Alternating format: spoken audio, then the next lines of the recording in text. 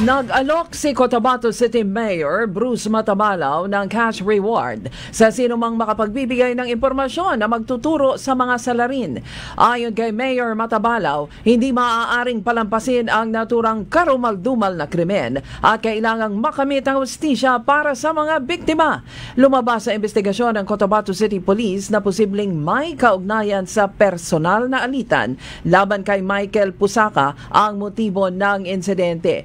May tinutukoy ng person of interest ang mga investigador at kasalukuyang biniberipika habang patuloy naman ang pagsusuri sa lahat ng kuha ng CCTV sa lugar.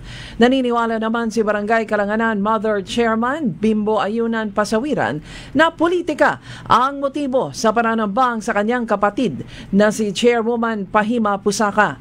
Umaasa ito na bibigyan pansin ng nangyaring karahasan sa lungsod at humihingi rin sila ng proteksyon mula sa security forces. Naniniwala si Chairman Bimbo na may nanggigipit sa kanilang pamilya.